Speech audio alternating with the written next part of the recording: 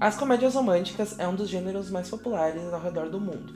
Não é à toa que a gente tem vários filmes e séries e os doramas também que estão sempre utilizando esse gênero para conquistar o público adolescente e também os adultos, né? Porque todo mundo aqui adora uma comédia bem clichêzona, né? Não é à toa que se tornou clichê, porque as pessoas gostam muito, né, e querem consumir esse tipo de narrativa. Por isso que acaba surgindo tantas até o ponto de saturar, né? Porém, quando a gente começa a analisar bem a fundo a proposta de narrativa que as comédias românticas querem contar para o público adolescente, em especial as garotas, já que elas são o principal público-alvo desse tipo de conteúdo, a gente começa a ver uma série de problemas e enxerga que várias dessas comédias românticas acabam envelhecendo que nem leite e acabam trazendo algumas mensagens que não são tão legais assim. Oi, meus horrores! Sejam bem-vindos ao canal Gay Popper, local para discutir sobre a cultura pop e geek sob uma perspectiva crítica e analítica. Eu sou o Duda e o tema do vídeo de hoje é os doramas asiáticos e os padrões de gênero que eles impõem em cima das garotas adolescentes. Para abordar esse assunto, eu vou estar trazendo um dorama japonês e outros doramas coreanos que possuem construções narrativas semelhantes. Eu não vou estar fazendo uma descrição aprofundada de todas essas séries, que nem eu fiz no meu vídeo sobre doramas e a gordofobia, porque dessa vez a proposta é uma coisa diferente. É para ser mais uma conversa, só trazendo alguns pontos em questão dessas séries, para também não sair contando tudo, né? Então, é importante ressaltar que hoje eu vou estar trazendo exclusivamente doramas de romance heterossexual, tá? Porque eu acho que, como a gente tá falando de padrões de gênero, no sentido da representação da mulher nas narrativas, eu achei que faria mais sentido a gente estar trazendo só esses doramas heterossexuais. Porém, vai ter sim um outro vídeo especificamente sobre BLs e os padrões de gênero que também são impostos nos LGBT. E é um outro assunto bem sério, só que vai para um outro lado. Então fiquem no aguardo que vai ter esse vídeo também. Vamos começar pelo dorama japonês, até porque os doramas japoneses eles têm uma pegada bem diferente dos doramas coreanos, até por visões culturais totalmente diferentes, né? Em que os doramas japoneses, no geral, tentam ser um pouco mais bobinhos, né? Enquanto os doramas coreanos geralmente buscam ter uma seriedade maior em todos os assuntos que eles abordam. Então, o dorama em questão que eu vou apresentar para vocês é o Good Morning Call, que é um dorama originado do mangá com esse mesmo nome, em que conta a história da personagem Nao Yoshikawa, que é uma garota colegial que está no ensino médio, está descobrindo novas coisas da vida, né, se muda e passa a morar na capital, e ela encontra complicações ao ter sido enganada pela imobiliária, e o apartamento que ela queria alugar já havia também sido alugado por um rapaz, que é o Hisashi Uehara. Então, depois de alguns mal entendidos, eles acabam decidindo que eles vão começar a morar juntos, em segredo das outras pessoas da escola. E aí onde é que entra o clichêzão da história, né? O Uehara, ele é o mais popular da escola, todas as garotas babam nele, ele é o mais lindo, e também é o mais atlético, e é o que tem as melhores notas. É aquele bem clássicozão, né, do cara que é perfeito em absolutamente tudo que ele faz. Já em contrapartida, a Nao é a pioral em tudo que ela faz. As notas dela são péssimas, ela é péssima nos esportes, ela é uma tonta, ela não é nem um pouco popular. Porém, tem uma coisa em que ela é muito boa, que é cozinhar. E é através disso, inclusive, que ela acaba conquistando o coração do Uehara, por ela ser uma ótima cozinheira e também por esse jeito tonta dela de ser, que ele acaba simpatizando com ela. Depois acabam acontecendo outras coisas, né? Eles vão pra faculdade na segunda temporada, daí aparecem outros rivais no amor e tudo mais, né? Mas a história continua se desenrolando através disso, de que ele é o cara perfeito e ela é uma azarada, péssima em tudo, com exceção da culinária, em que ela é muito boa. Nesse dorama em questão, é importante só ressaltar que o Uehara, ele também tinha questões financeiras complicadas, ele trabalhava de meio período, escondido também num café para ajudar a pagar as contas dele. Esse ponto é importante ressaltar porque ele vai ser destoante dos personagens masculinos que eu vou estar trazendo nas outras séries. Continuando, a gente tem o My First Love, né, o Meu Primeiro Amor, que é original da Netflix, né? Inclusive, ele acho que foi o primeiro dorama coreano a receber uma dublagem em português, que conta a história da Han Song-gi, que é mais uma pobretona que acaba presa em milhares de dívidas da família dela, e a casa dela é penhorada e ela vira uma desabrigada. E então, por conta disso, ela passa a morar na casa do melhor amigo dela, o Yoon Tae-ho, que é um cara super rico e super popular, e é o mais bonitão da universidade, e essas mesmas coisas que nem o caso do Errar, que é o mais popular da universidade, o mais bonitão, todas as garotas querem pegar, ele é super atlético. Não lembro quão inteligente ele era, na verdade acho que nesse caso ele era meio burro, né? Mas ele era podre de rico. E eles eram melhores amigos de infância, e o Tae-ho tinha uma paixão pela Song-gi, mas ela nunca demonstrou nada por ele, né? Então eles eram só grandes amigos e ele estava ajudando ela nessa situação, né? Tanto que durante o dorama, a Song-gi começa um relacionamento com o So Do-hyun, que é o melhor amigo do Tae-ho, e ao contrário do Tae-ho, ele também é pobre, mas ele tem notas muito boas, que ele tá sempre se esforçando muito e estudando, e ele era um homão da porra. Só que, tá, isso agora vai ser um baita do spoiler, mas, né, a essa altura do campeonato, se tu ainda não viu essa série, problema seu também, que chega um ponto da série em que eles simplesmente dão um chá de sumiço no Do-hyun, né, a família dele vai à falência, e ele tem que se mudar para uma outra cidade, e por isso ele acaba terminando o namoro dele com a Song-gi. E isso acaba acontecendo bem no final da série, né? E tipo, o relacionamento deles era super bonitinho, tava sempre dando super certo. E o motivo do término foi uma coisa muito bizarra, né? Tipo, além desse acontecimento da família dele tá precisando de dinheiro, né? Foi uma briga muito sem sentido. E então, né, no episódio final apenas, que o Tae-ho e a Song-gi começam a se apaixonar e ficam juntos no final. E, na verdade, desde o início da série, a gente já entende que o casal principal que vai se formar no final é eles dois, né? Só que, literalmente, só vai construir alguma coisa em cima deles no último episódio, né? E isso, na verdade, foi uma coisa muito podre, e até hoje eu não entendo quem assistiu aquela série tava realmente torcendo pra eles, porque eles tinham zero química, e ela com o Do-hyun era muito melhor e tinha muito mais sentido, né? Mas eles literalmente deram um chá de sumiço, porque eles mesmos não sabiam encontrar uma coisa que justificasse o Tae-ho e a Song-gi ficarem juntos, então eles tinham que eliminar o concorrente que realmente valia a pena. O terceiro dorama, que acho que é um dos meus favoritos dessa lista, é o Stronger do Bonsu, em que a gente tem a rainha do Bonsu, que é uma garota que tem superpoderes, ela tem super força, e o sonho dela é fazer um jogo sobre ela mesma, onde ela ajuda os mais fracos. Ela é super militante, ela odeia quem abusa dos mais fracos, e ela fica salvando várias pessoas de valentões e coisas assim.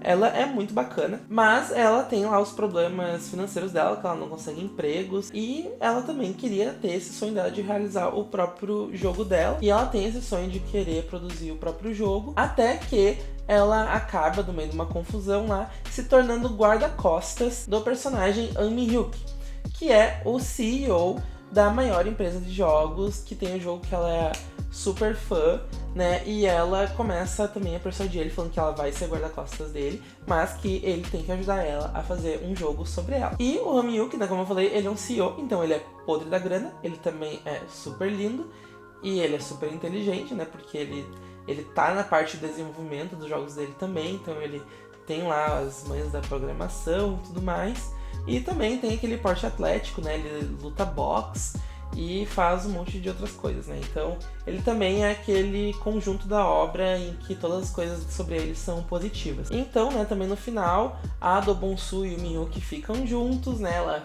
cria lá o jogo dela e ela fica lá podre de rica, né? Porque casou com um cara que é multimilionário. Sendo que a família dela tinha lá os problemas financeiros, né? Também não era nada demais. Depois a gente tem um que é até muito lindo, mas acho que esse é um dos que eu acho mais bizarro, que é o Romance is a Bonus Book, em que a gente tem a personagem Kandani, que é uma quarentona que já fez muito sucesso na indústria da publicidade, até que ela largou a carreira para se tornar mãe, mas depois teve várias complicações no casamento dela, e ela acabou sendo divorciada, e totalmente endividada até chegar à falência e não ter mais dinheiro pra porcaria nenhuma. Então ela é resgatada por um amigo de infância dela, que também sempre teve uma paixão secreta por ela, que é o Cha Eun-ho, que é um escritor super famoso, trabalha numa editora super famosa, e ele também é, além de lindo e inteligente, é também podre da grana. Então ela começa a viver com ele e trabalhar nessa empresa dele, onde ela começa a crescer aos poucos até se tornar uma funcionária eficiente dentro daquela empresa. Mas a história inteira gira em torno disso, de que ela teve um momento de glória dela na carreira, que ela perdeu tudo, e ela também o tempo inteiro sendo menosprezada, né? Que ela é burra porque ela tá desatualizada dos conhecimentos atuais da área da publicidade, e que ela não tem dinheiro pra nada, né? Tem vários momentos muito tristes, né, de que ela não tinha nem roupa pra entrevista de emprego direito. Mas a coisa mais bizarra pra mim é que ela tinha uma filha e que a filha era totalmente descartada no meio da narrativa, não fazia sentido nenhum. Assim, ela totalmente esquece praticamente que ela tem uma filha, tanto que a filha nunca nem aparece de fato, né?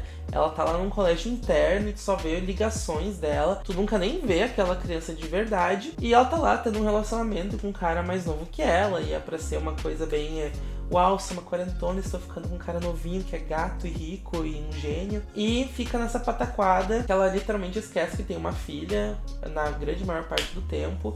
E isso nunca entra em questão também dentro do relacionamento dela, né? Que ela começa a namorar um cara que a filha dela já conhece, mas aí nunca traz a filha dela pra ver se ela aprova, não tem nenhuma complicação quanto a isso. É bem bizarro, e ela vira totalmente uma adolescente quando eles começam a namorar, nem parece que ela tem uns 40 e poucos anos. É bem bizarro. Embora a história, no geral, é bonita igual. Por último, pra mim isso é quase uma citação especial que eu vou estar trazendo, que é um dorama que é originário de uma webtoon que eu não acompanho mais faz um tempo, mas eu achava muito boa. Inclusive, algum dia quero voltar a ler. E, na verdade, eu não cheguei a ver o dorama, né? Mas então eu vou falar apenas com base no webtoon, que é True Beauty, que conta a história da Lim Joo-kyun, que é uma garota que é de uma família mediana lá da Coreia e que sempre sofreu bullying por causa da sua aparência, que na verdade de feia ela não tinha nada, tá, gente? Ela só tinha espinha na cara, só faltou tomar um Rokutan e tava resolvido a situação dela. Mas que então ela começa a se interessar pelo mundo da maquiagem e começa a se maquiar e se torna uma garota super linda, né? Só que, né, as pessoas não conhecem o verdadeiro rosto dela e ela nunca sai sem maquiagem e começa a se relacionar lá com os boy lindo lá, o par romântico dela, que até onde eu cheguei na história eles não chegaram a ficar juntos, mas que é o Lee Soo-ho, que é um cara também atlético e super inteligente, que é um gênio e é podre da grana, é filho de gente super rica e gente super famosa, e que eles começam a ter uma relação de amizade muito bonita, na verdade. Eles são os amores, gente, os dois são os amores. E ele é o único cara que conhece o rosto verdadeiro dela e sempre teve altos sentimentos por ela, independente da aparência dela. Mas durante os acontecimentos da história, novamente tô falando com base na webtoon, porque não assisti o dorama, até porque, pelas coisas que eu fiquei sabendo do dorama, acho que eles distorceram um monte de coisa da história original, que eu sinceramente não curti com base nas coisas que eu fiquei sabendo. Mas que ela tem um relacionamento com o Sojun, que é um amigo do Soo-ho, e que também é pobretão, né? Ele chega a trabalhar de entregador de aplicativo por um tempo para conseguir pagar as contas e ajudar a família dele. Mas que ele também é super bonito e é super legal, mas também não tem notas excelentes, ele tem problemas com notas também. E até onde eu cheguei na história, a Jung-kyun e o Sejun estavam namorando, mas eu tenho certeza que, não sei se já aconteceu ou não, mas que vai acontecer uma coisa ridícula e totalmente sem nexo que vai fazer os dois terminarem, porque a Jung-kyun tem que terminar com o Soo-ho, né? E por mais que eu super concorde que eles foram feitos um pro outro, eu tenho certeza que eu vou achar uma sacanagem o que vai acontecer com o Sojun em algum momento. Então, antes da gente continuar, para fazer a análise final então, e fechamento sobre todos esses doramas, eu vou pedir para vocês se inscreverem aqui no canal e deixarem o like, e também compartilhem com suas amigas dorameiras de plantão e ativem o sininho para ficar por dentro das próximas atualizações do canal. Então, eu trouxe 5 doramas, né? Todos eles são de anos bem diferentes, né? Tem uns bem mais antigos e alguns um pouco mais recentes. E claro que eles são só uma amostragem, né, de alguns dos vários doramas que existem. Eu sei que muitos doramas hétero hoje em dia estão trabalhando um pouco mais de empoderamento feminino e não são mais essa coisa super clichêzona e nichada que tem sempre a mesma narrativa. Porém, eu também nem tô mais assistindo dorama hétero, gente, então vou deixar bem claro isso. Então é tudo coisas que eu já assisti há muito tempo que eu tô fazendo essa análise. E eu acho super positivo, inclusive, que realmente não esteja mais acontecendo esse tipo de coisa com tanta frequência. Porém, continua existindo, às vezes um pouco mais escondido do que aparenta, mas ainda assim tá presente lá. Mas eu acho que é super válido trazer essa análise, mesmo sendo que talvez não aconteça mais com tanta frequência. Mas o que todos esses doramas têm em comum é que todos eles, a protagonista é uma mulher pobre e burra, que tem a sua vida totalmente mudada e bem, entre aspas, salva por um cara que é super inteligente, super bonito, super atlético e, obviamente, super rico, né? Com exceção do Good Morning Call, né, que eu falei. Porém, né, ele é totalmente escondido que ele tinha problemas financeiros, né? Mas todas as outras características ele continuava tendo. Até isso me lembrou agora também que, há um tempo atrás, o Jun, do Seventeen, fez um papel em um dorama chinês. Então, é um dorama mais recente, em que a sinopse era exatamente essa. Era uma guria super burra e pobre, e ele era o cara mais bonito e rico, inteligente, bom em esportes, o bababã, em absolutamente todas as áreas da vida, né? E eles acabam milagrosamente ficando juntos, né? Eu nem me prestei a ver, né? Por mais que eu seja super carrot lá, eu não consegui apoiar isso, né? Não consigo nem fingir que é bom, né?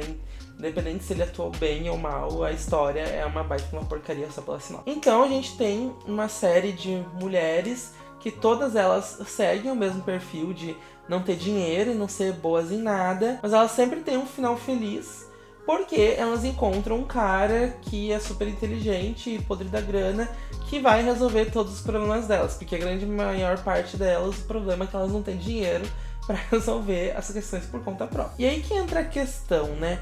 Qual é a narrativa interna que está sendo passada para essas garotas, né? As garotas adolescentes, tanto da Coreia quanto as estrangeiras, né? Porque eu tô falando de dorama, mas, né, comédia romântica americana segue a mesma coisa, né? E isso está sendo contado principalmente para essas adolescentes que ainda estão em desenvolvimento e são as que mais estão sonhando com essas histórias de amor, que a vida delas se resume a encontrar um cara com essas características, né?